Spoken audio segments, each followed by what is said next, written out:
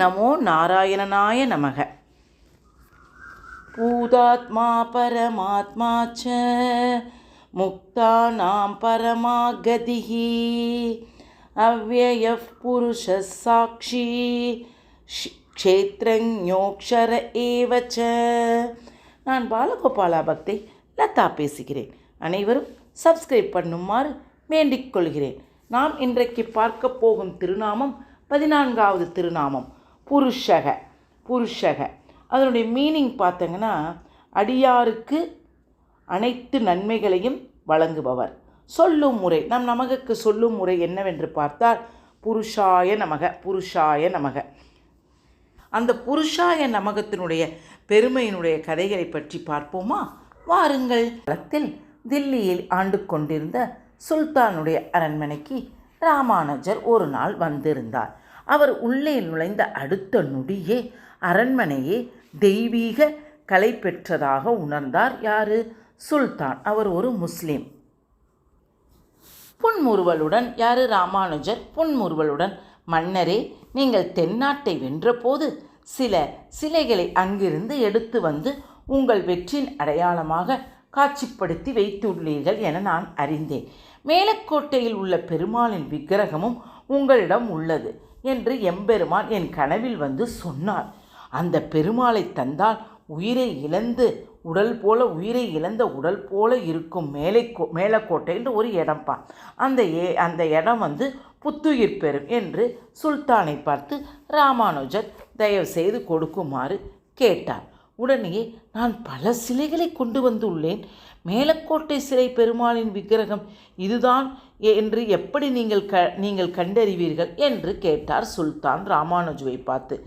ஏற்கனவே அந்த பெருமாளை நீங்கள் பார்த்ததுண்டா என்று கேட்கிறார். என கேட்டவுடன், இதுவரை ராமானுஜர் என்ன சொல்கிறான்னா, இதுவரை அவரை நான் தரிசித்ததே இல்லை.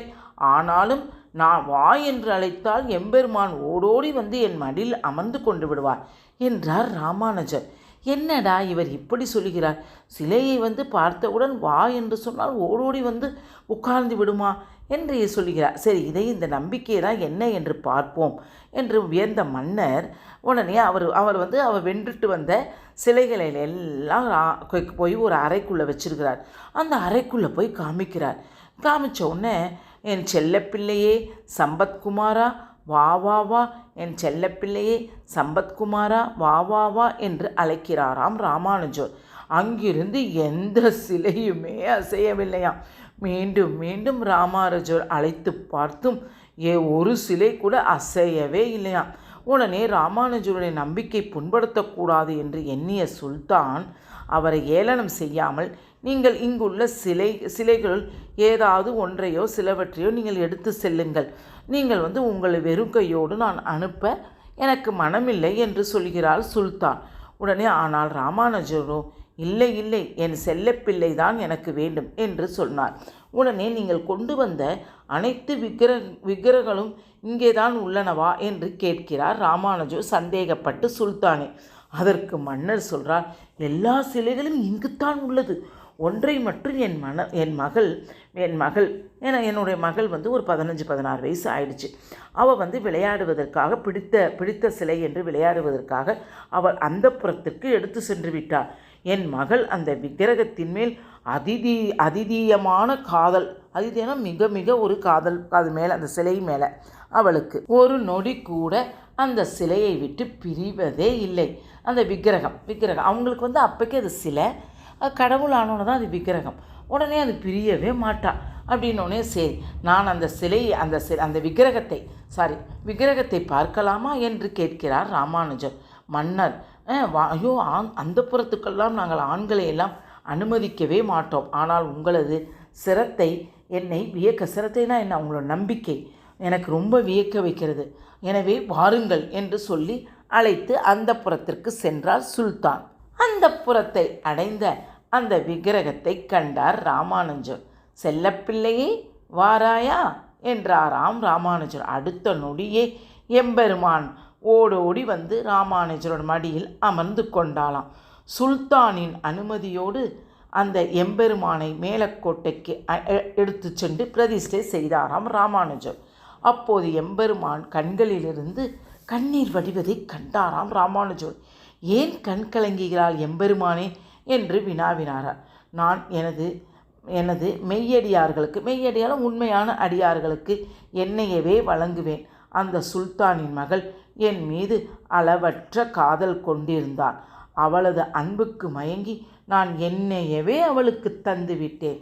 ஆனால் விட்டு பிரித்து என்னை இங்கே அழைத்து வந்து விட்டீர்களே ராமானுஜுவே என்று கண் கலங்கினாரான் எம்பெருமான். உடனேயே சுல்தானின் மகளை மேல்கோட்டைக்கு அழைத்து வந்தார் ராமானுஜர். அவரது பக்தியின் பெருமை உலகுக்கு விளங்குவதற்காகத்தான் அவளுக்கு துலுக்க நாச்சியார் என்று பெயரிட்டு விக்கிரக வடிவில் அவளை பெருமானுடைய பாதத்தில் அவளை பிரதிஷ்டை செய்தாராம் ராமானுஜர்.